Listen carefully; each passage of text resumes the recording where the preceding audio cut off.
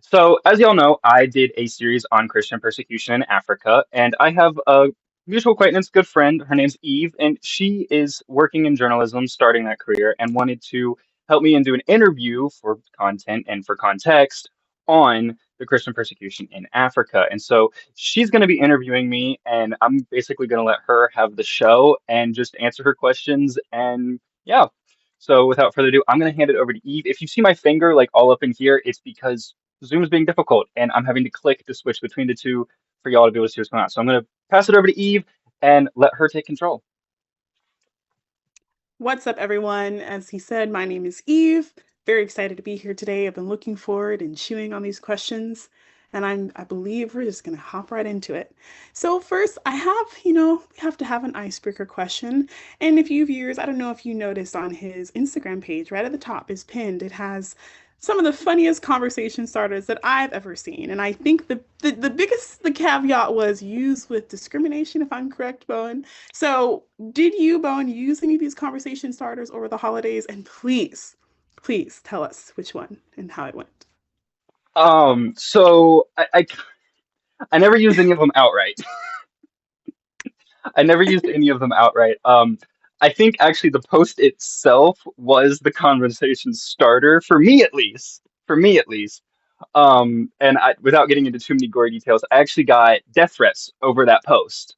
So that was the conversation starter in and of itself. I was able to be like, so they're like, how's school? And I'm like, well, and all of my family knows what I do politically and stuff. And so I was like, well, this is what happened. And so I didn't use any of those, but the post itself turned out to be a conversation starter. And yet the caveat was used with discrimination, obviously a play on use with discretion. I do have to say, my cousin used one of them on me. She mentioned it.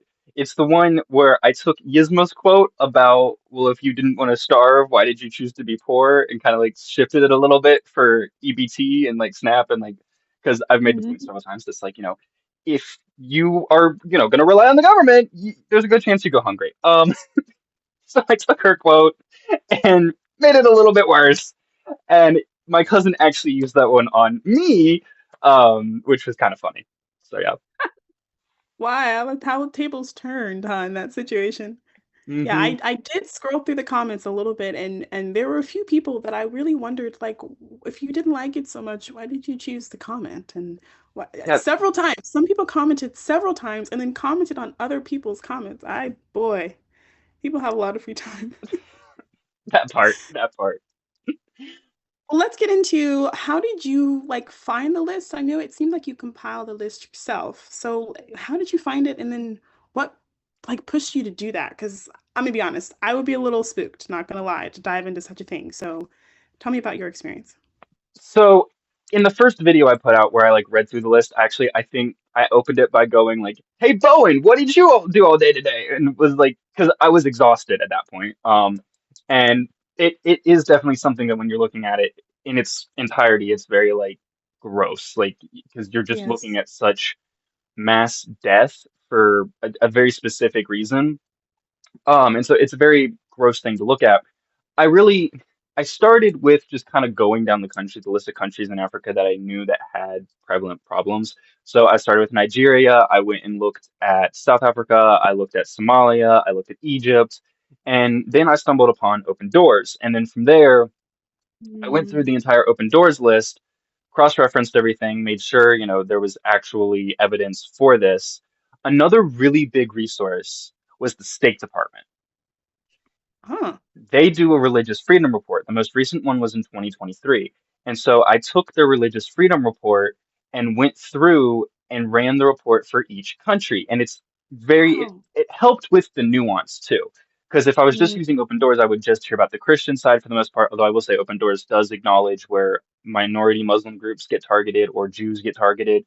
Um, but the State Department's reports have everything, like religious demographics, the way the laws are structured in the country, the terrorist Oh. groups and stuff like that. And if you really, there was a few where I would get really like, I need a little bit more information on this country. The CIA handbook, actually turned out to be Whoa. a good resource for that.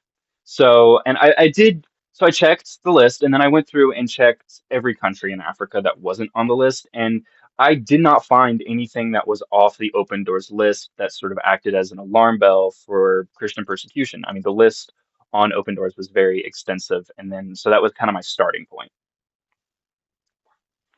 Wow. Yeah, I mean when you held the list up, I remember being like, "What?" And then I I have to say you wrote it in like pink lettering, at least when it looked like to me, so anyone wouldn't have known what it was. But when I was doing my research for this interview, I found Open Doors and I looked at their content and I mean I was so struck by being overwhelmed with the information that I was just like, man, I applaud you first of all for going forward with that, but then actually like doing the work to finding like all these information to find it. And it made me think of a book I'm reading by Lila Rose, and something that she said was like your heart has to break in order for you to feel that move to do something. So, way to go. I think we're all the viewers are very grateful that you went through the series, but also that you let your heart break enough to be able to push and like move forward and make change. And I saw, just real quick, I did actually get to see a bit of an impact off of the series. Some of Yeah. the older generation um, really felt like, because of the way the news is, they felt like the issue of Christian persecution in Africa had kind of resolved itself a little bit, just because of the way Mm-hmm. news coverage is around the whole issue. And then I think the real big one, because I did mention some that Open Doors was a resource I used. And Mm-hmm. even then, almost all the videos had, or they all should have, the resources that I used in the comment section. And so, because of that, a lot of people saw that I was using Open Doors, and I actually got DMs from some people, and then just in everyday life, had conversations with some people who used to donate to Open Doors and were telling me that because of the series, they were reminded of the fact that they used to do that, but also how important it was. And so some people went back to donating to Open Doors because of the series. So that was really cool. But also, it was kind of cool to watch because I use news systems that pull from everything. They're meta-analysis. Like I'm very much so about breaking your media bias, and so it was really cool to watch people also be like, I didn't know this was still a problem. The media doesn't talk about this, so that was also really cool for me. Oh, that's amazing. Ah, I was gonna ask, I was curious if there was an impact that you could report, and boy, that was amazing. Oh, my heart is so warm. But you know what? I think that's a great pivot. What you mentioned about you getting comments about people wondering, like surprised that this is still a problem. So when I was doing research, on the issue of persecution in Africa, I mean, I saw repeatedly, I mean, professional news articles from professional writers making ask like claiming that people on the right are claiming that Christians are actually being persecuted throughout Africa and throughout the world, and keeping my emotions in check and like arguing that the right is just manipulating the numbers and manipulating the data to use it as like a campaign point, but that Christians aren't really being persecuted more than Muslims, for example, and that it's all a smock. So when you said that people are actually saying like, wow, I didn't even know that was still a problem, that made me think of that. So I want to know, why do you think that there is such disputation surrounding Christian persecution in Africa and honestly like throughout the world? So I will first by saying, using Open Doors list in my own research, Africa is actually not the worst spot in the world for Christian persecution. That would be North Korea. So Yes. there's that. So there is a certain level of credence to like there's claims that Nigeria is the worst country in the world for Christian persecution. And even by Open Doors list, it's not. The worst country in Africa for Christian persecution is Somalia. So there is a little bit of narrative twisting when it comes to these things on both sides. But I do think the dismissal and denial that we see with this has a few main reasons. One, Christian persecution doesn't sell. You don't really get votes off of it unless you're on the right because the right has identified itself with Christians. um, Mhm. and so if you're on the left, you don't get votes off of it. If you're in the media, you're not going to get viewer engagement off of it. And so it just really it doesn't sell as much. And it doesn't help keep your base secure to you. And the reason it doesn't help keep your base secure to you is because of who's doing the persecution, particularly in Africa. Um, Uh, Most of the governments that persecute Christians in Africa are governments that have Islam as the state religion. That's just the way it is. And then most of the third party groups who are persecuting Christians are jihadist Islamic groups. And so if you're the left, you've spent all these years running this coexist campaign, saying all cultures are equal, saying everything's the same. And so now to take that step back and acknowledge the Christian persecution going on, that undermines the narrative you've written for the past couple of years.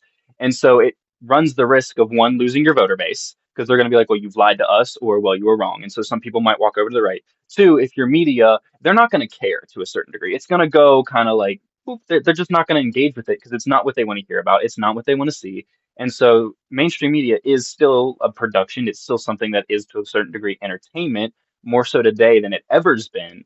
And so I think those are really the big reasons why you don't see people talking about it, and also why you see this kind of pushback is because the reality undermines what they've tried to build, if that makes sense. It does make sense, and it sounds something out of George Orwell's stories a little bit. It's bonkers, but I took a news literacy class this semester actually, and that was one leading thing that there's a systemic way that you can determine whether something is newsworthy, and one of those things is if the audience is going to care, and if we have like consistently noticed that the audience won't care, unfortunately, I say that with love, politically correct. It's like, what are they going to do? They're not going to continuously put that out on their media because then their company or their news like paper is in jeopardy and all that. So, And people don't want to admit they're wrong, particularly politicians. A politician mhm, never, just politically, you don't want to admit you're wrong. And not so, at all. acknowledging this, you have to admit that all cultures aren't equal and that Islam's not a religion of peace, and that dissolves a narrative they've been running for a while. Yeah, brilliant. Oh, I could ask more questions, but I'm going to move into our one of our next questions actually and discuss and it I think it relates.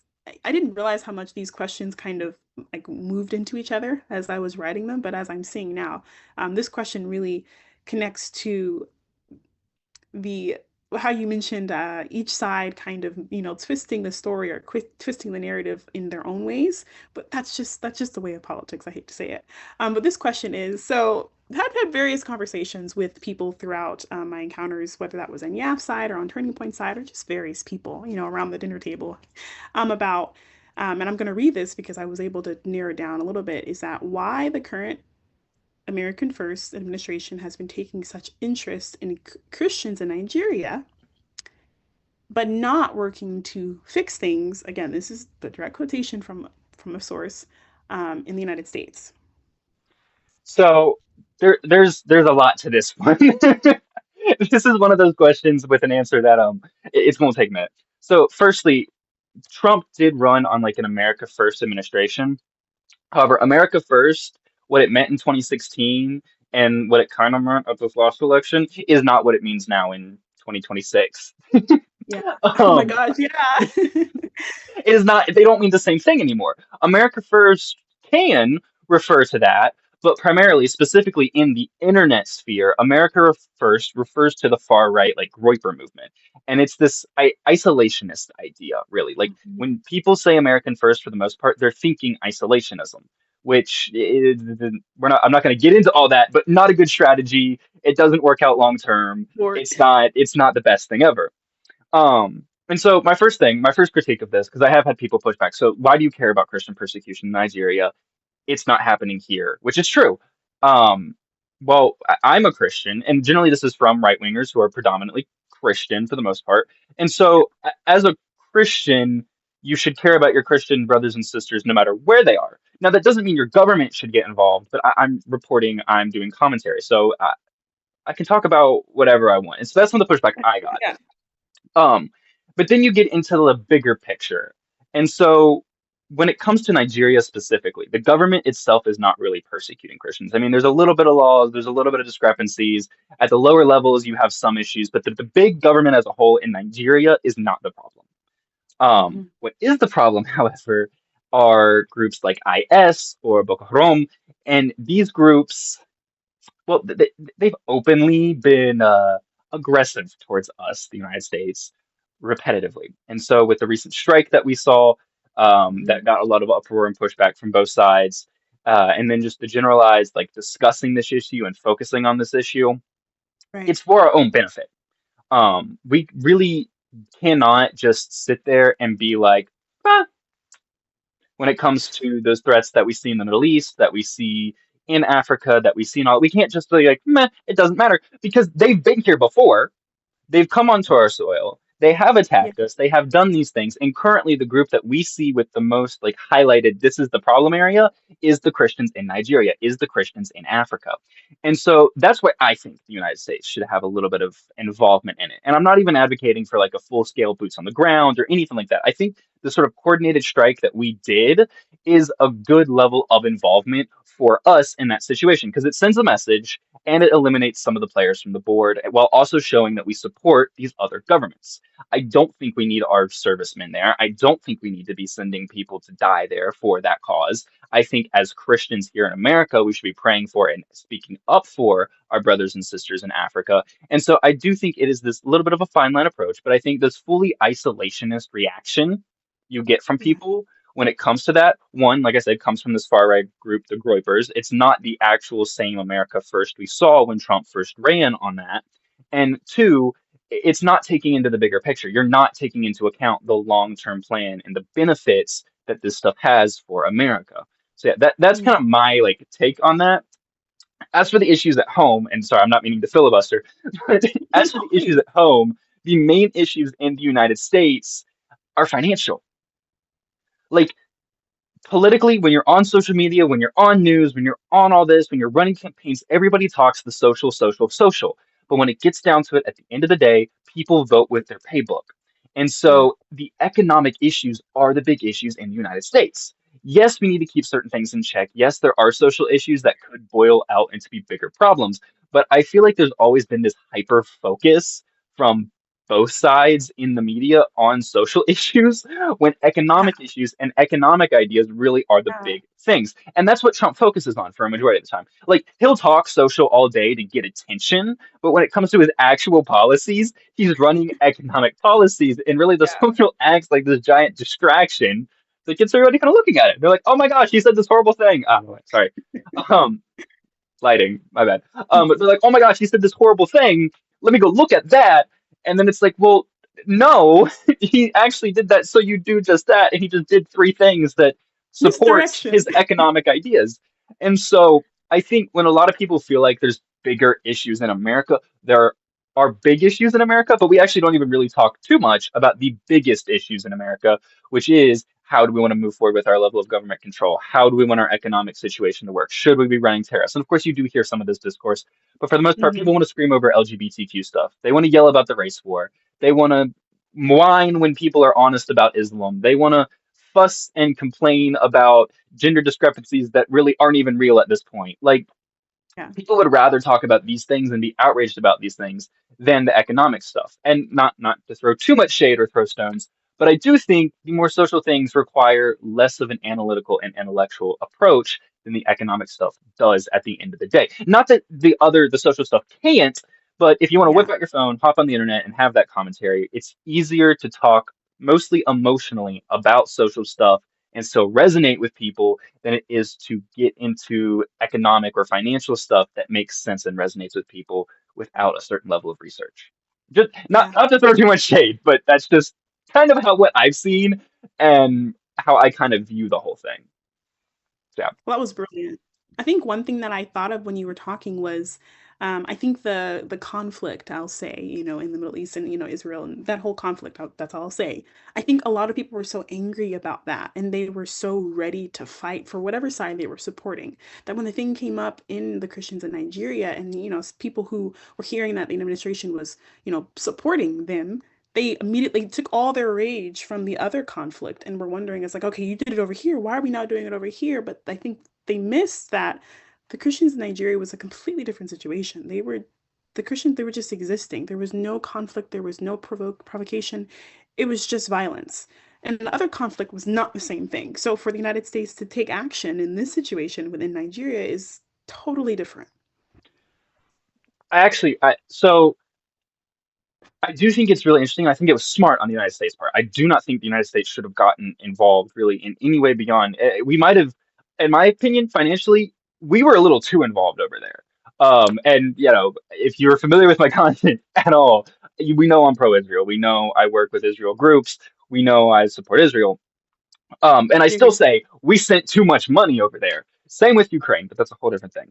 Yeah. I do There's not video. think, I do not think at all one just internal politics, if the United States had struck anywhere in Gaza, it could have ripped apart the US more than it already is. And so Mhm. that would have been very not good, not good at all. And then beyond that, you really get sort of this, yes, Israel's our ally. When you look at the IDF and compare it to Nigeria's military, Yeah. one needs our help a little bit more than the other. And so that's kind of why I feel like that approach ended up the way it did. Yeah, brilliant. Well, thanks for that insightful answer. And I think you mentioned like research is really important for responding to whether it's social political or just political or financial. So your research, I think, was one of the most was one of the biggest takeaways that we had from your series because it was like, man, I can use this in conversations and reference it later. So thanks for your insight on that. Yeah. So And let's move into, oh, go ahead. No, please go no, I was ahead. just gonna say, and it really is an important thing that I feel like it has been skipped over a lot lately is paying attention to what you're saying and actually Yeah. looking at stuff before you talk about stuff. Yeah. And then also, I think before you talk about it, but also before you let your feelings go. I think that is something that you see in the media. Like they really will manipulate your feelings, and that's fine. We're empathetic humans, right? But like, don't go cry over something before you do a little research to find out if that's really what happened. Yep. So one thing you asked us, I noticed in one of your videos, on Christmas was what was something that you learned, from 2025 that you're going to take into 2026? And I watched the video all the way through and you didn't say yours. So I would like to close with that. What's something that you learned from 2025 that you can take into 2026? I'll make this short, mostly because we're almost at time. So one of the biggest things for me from 2025 to 2026 is making sure I'm focusing on the things that matter a little bit more. I'm not one who does New Year's resolutions. I'm gonna say that right now. I generally just sit and kind of reflect and go, okay. And for me, actually, a lot of my stuff from 2025 to 2026 revolves around my love life, and I've made some jives here and there and done a few relationship videos, Yeah, but I kind of avoid talking about that for a myriad of reasons. I just don't like putting my personal necessarily on here, and so understand. really for me, it's spending more time with God and also like growing internally and finding a good balance between all the facets of my life and moving forward in a direction that glorifies Him. And Amen. even if some people are offended by it, is for the greater good at the end of the day. And making sure I'm keeping in line with stuff the best I can. Like I said, I don't really do New Year's resolutions, so this all sounds very like non-committal answer wise. So I apologize. But yeah, Oh, that's kind of what my takeaway from 2025 to 2026 is. And I'll let you close out. no, I think that that was extremely committal. I think referring to like loving God and putting God first and trusting in his will is the most important thing that we could do because that opens the door for him to take control. We may not set the goals and the resolutions, but he knows what he's going to do in 2026 for us. Hopefully it's not more patient. That's all I'm going to say. So, well, I like that. And I think same for me, like resolutions, I don't know, but I know what I'm going to commit to, and that's Jesus. And whether it's in relationships or in finances or classes, that's it. Yeah. Well, It was awesome to talk to you. We are at time, unfortunately. Um, I would love to. Yeah, we're at time. We're about to hit 40 minutes, and so that's all the time we had. But it was amazing to catch up and talk to you and get to chat and do this. It was a phenomenal opportunity, and yeah, we will definitely be later. And to all the viewers, Eve, if it's on my short form, she will be collaborated, so go check her out there. And also probably in the section below, I will have her Instagram mentioned so you can go check out all the cool things she does because she is quite the up and comer lately. So yeah, bye guys and bye Eve. bye.